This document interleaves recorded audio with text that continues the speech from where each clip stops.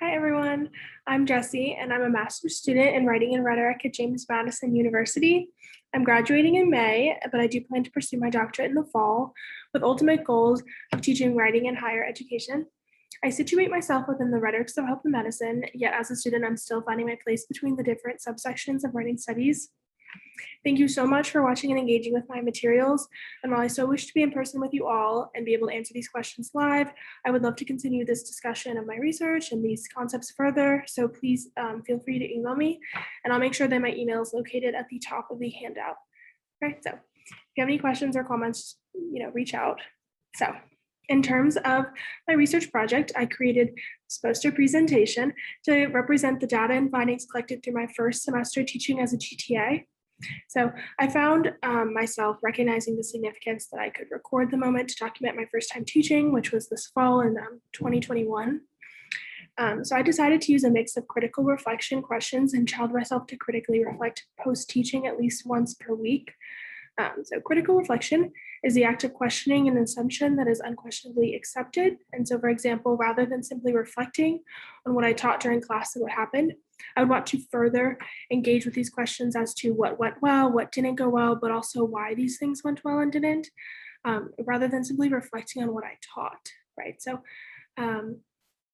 looking a little bit further, what else I could have done in these areas, what I did learn from teaching in class today, etc. So the goal is to keep the teaching, these reflections teaching and self-focused, not reflecting on any particular student or anything like that, more so focusing on myself and like the active teaching. And you'll notice in my handout that some of the questions are simple and content-based, but these are more so to help you find and pull out important reflections for later information. So like with your next semester teaching, you could go back and refer to certain classes where you taught, different concepts. And then to briefly cover my findings, I found that the active reflecting was quite helpful for two major reasons. One, it helped me grow confidence in my teaching ability. And two, it strengthened my teaching ability through increased meaning-making practices of the critical reflection.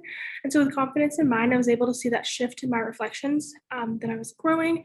In some ways, I already knew this, right? So rather than coming into class really early, hours early and prepping exactly what I was going to say and having that adrenaline rush, I could just tell within myself that I was changing and growing in confidence by, showing up a little bit later, being a little bit more calm. Yet in other ways, it was nice to look back and see that my concerns had shifted from smaller things, like literally my active teaching and being in front of a classroom, shifting into questioning larger teaching pedagogy questions, questioning how to best explain an idea, what activity would suit the concept best, versus focusing on how it felt just to be standing in like teaching, right? So it strengthened my confidence in the content that I was teaching as well. And as the semester went along, I also received, positive feedback from students, and I definitely noted these within my reflections because they were typically the highlight of my class. And it became a great space to look back when I was questioning confidence in the classroom and just kind of have this collection of like, look at everything that went well, right? Look at how these things are going. And so with the concept of meaning making in mind, by that I mean that I was able to understand myself and my positionality in a clearer way. So I was creating a repertoire of teaching resources and experiences. By reflecting, I felt as though I was really investing myself in the teaching process and actively working to become a stronger teacher. So I was able to note how it would improve the same exact activities for the spring, which has really been a great help this semester. So I was able to reflect on the end of my classes last fall and say, this went really well. I want to do exactly this again. This I would change them, so it's been a great resource to reflect back on, right? And so I was also able to process the many potentially overwhelming small moments of teaching because a lot really can't happen in 50 minutes. And so by taking the time to consider how I was presenting myself and the knowledge, breaking these thoughts down and figuring out, how can I strengthen my acts of teaching, right? And so with all that in mind, I would definitely recommend critical reflection in the classroom for maybe some potential TA training, your first semester teaching as a GTA.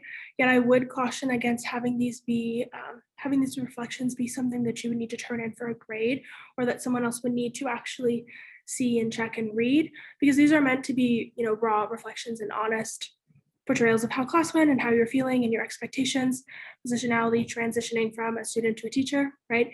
And so you wouldn't want someone to withhold anything within these reflections. That's what makes them so meaningful. So with all of that in mind, thank you so much for engaging with this work and coming to my poster presentation. Please email me if you have any comments and just would like to share.